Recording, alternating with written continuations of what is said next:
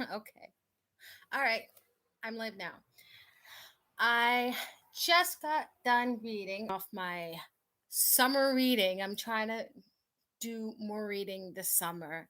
So I just finished off my spooky book reading. It is fantasy and spooky. Yes. This is a children's book. This is Clive Barker's first children's book he written, called The Thief of Always, about this little boy who got bored one day, and this guy called Ridkiss came through his open window and said, "Come to this place." Where there's four seasons and there's Halloween and everything every night and every day is Christmas and all this beautiful food and all this and meet some only kids are allowed. So he goes, he said he agrees. He waits for Ridkiss to come. And so he goes to this place and the first he loves it. He loves it. He enjoys it. He never really grows and he meets this kind old lady and she makes food and everything and they eat and have fun. But then he starts to question, but he's not allowed to question. So he starts in his head like, wait a second here. Okay, I'm gonna call my parents, and they're okay with it. Okay. Then he starts noticing things. They're kind of strange. Try to tell it without. There are gonna be some spoiler alerts. I think I don't know how to discuss it without spoiler alerts. There is this man who owns this house that this guy, I forget the name, I forget his name. Oh, maybe in the back, well, here towards the end.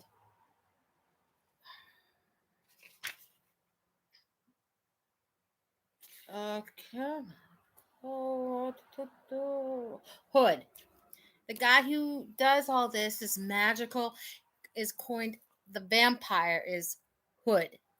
He takes the souls of the children and he feeds on it, and everything is an illusion. So he goes to this fantastical land, and then he wants to go back to visit his parents. What he didn't know, he was gone for like 31 years, but he's still a child. And the people he met, like, wait a second, this is not my parents. I don't remember this. But they are. They thought he gone and never came back, like he died. But he never really aged. So he's like, wait a second. What I was stoling the life with my parents. He just, found out that being with his parents are more important than being this world, and he goes back to take back what Mr. Hood took from him. So he goes back to fight Mr. Hood. Um, and like they say, like Ridkiss smells bad, and there's another character, Mar. She's like a slug-like character. And there's another guy. I think he's like, I don't know, very like they like she turns him into a vampire. He meets this other girl. They become best of friends. She owns lizards in this little house, and every Christmas he gets what he wishes for. So he's like trying to test, like, definitely Mr. Hood, or I won't get this gift because they wouldn't know that my dad made this ark, and he gets the ark. So he goes, and then he goes back to fight Mr. Hood with his friend Wendell. Wendell comes to his door one day, upset. My parents are divorced. My mom is way overweight, and all this. So decided to go back, but I guess Wendell got talked into this whole mess again. Um, I love this book. This is a really good book. If you want to get your kids into Clive Barker, this is this is the first start, I think. Or you don't know if you really want to read Clive Barker, but you're interested in Clive Barker, and you are at where you're kind of not like not allowed to read his older books, like Hellraiser. Yeah, hit those, hell, blah blah blah blah, Hellraiser, and any of those books along those lines, and you're like maybe 14, 15, or 10, and you really want to read those books, but you're not allowed to yet. This is a good start to read Clive Barker to see if you like him or not. This is for 10 and up, ages 10 and up. This this is what his first story written for kids, written in 1992, then republished in 202 by Harper Trophy. Um, I went to a little I saw this in the little library, and I'm like, this is interesting. I really like the cover because I like the Halloween part right here. And I'm like, oh, I'm gonna read this, and it is a real good read and a real good book. I like finished it in a couple of days. Um, it is awesome. I really loved it. Toward the end, it's like, it's very fast paced. Once you get into it, it's fast paced, and the words flow and everything. I like this book, actually. I really do. And this is the picture of Red Kiss right here. But yeah, this is a really good book, and this is the guy here, the guy who runs the house. He's actually, there's a face in the house. But I think this is really cool, and I think this you could read this out loud to your children if you want your kids to get into Clive Barker without yourself getting yourself in trouble with teachers and people saying, "Oh, you shouldn't have your kids be reading horror stuff at that age." Then read them this book, or you're an adult and you don't know if Clive Barker is for you or not, start off with this book. If you want some training wheels, start off with this book, and then go on to his more gruesome book like Hellraiser and along those lines. It is Pride Month, so why not get into some Clive Barker? Why not? There's a lot of get LBGTQ writers out there in horror and kids books and fantasy and all that. Um, yeah, why don't you just support them? You know. So this is a good book. I really like this book, and yeah, I think if you can find yourself a copy, I would say go and buy it. Buy it on Amazon. I liked it, and I recommend this book. Once you read it, why don't you pass it down to someone? If you really love the book, pass it down, and they can pass it on, and they can pass it down. So I think this is a lovely gift to give to somebody. Really good book. I really love it. I have to put this back in the little library, though I don't want to, but I have to. It's the right thing to do. Um, I'm now reading. This is the next book. I just got this book from a library sale for like 50 cents. It's R.L. Stein, Goosebumps. Go Eat Worms. This is 1994. I think this is the first publishing. I think it is. It's hard to tell. I think it is. I think this is copyright 1994. Um, First Scholastic Printing, July 1994. Copyright, copyright, copyright 1994 by Parachute Press. Or okay, so this is maybe this is yeah 1994. So this was both printed in 1994. This is like the first issue in Scholastic. Go Eat Worms. So I'll read this. I was never into Goosebumps. I was a little too old. I grew up with Are You Afraid of the Dark? I was a Nickelodeon kid. Were you guys Nickelodeon kids or Disney kids? I was really into Nickelodeon, like Real Monsters and stuff like that. But this is the next book. Um, they're creepy and they're crawly and they're totally disgusting. Kind of remind me of the kids' version of Squirm. I love that movie. I love creature features. Go check that out. Squirm and frogs. A lot of people don't like frogs, but I love frogs. I love it when nature attacks. I love it. I love it, like Rattlers, Kingdom of the Spiders, and all those good movies. Next, I think after the summer reading, I'm busy writing a list for Halloween 2021 to watch. I got some movies I'm watching on Shudder and the movies that I have. I'm going to go through. I think a long time ago, I did a collection of my horror films, and I'm going to redo that on this channel. And I will go through and show you what I have. I have a lot of DVDs. I've been collecting since my early 20s when I started to have a job. I'm like 19.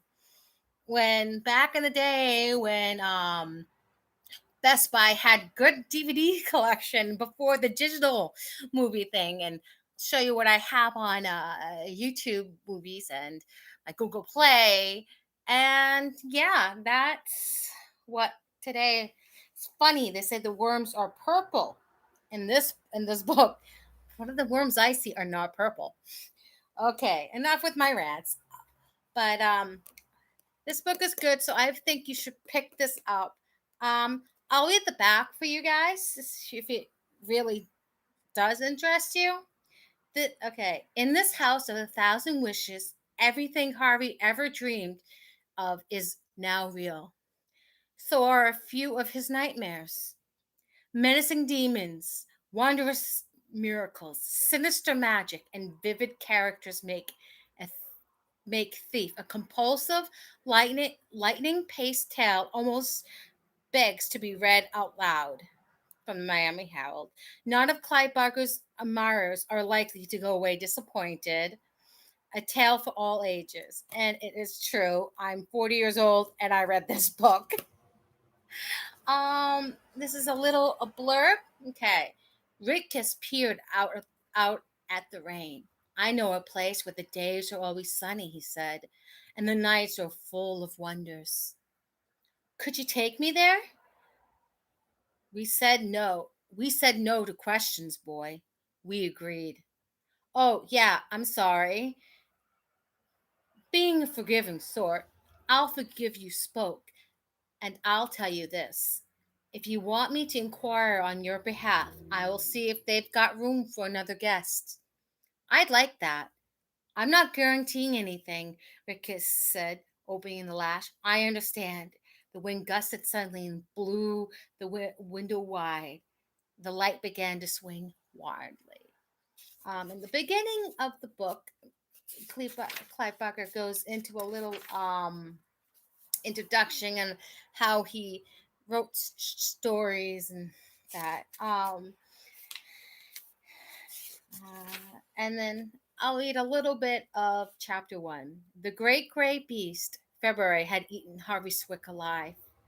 Here he was, buried in the belly of that smothering month, wondering if he would ever find his way out the cold coils that lay between here and Easter. He didn't think much of his chances. More than likely, he'd become so bored as the hours crawled by that one day he simply forgot to breathe. Then maybe people would get to wondering why such a fine young lad had perished in his prime. It would become a celebrated mystery which would be solved until some great detective decided to to recreate a day in Harvey's life.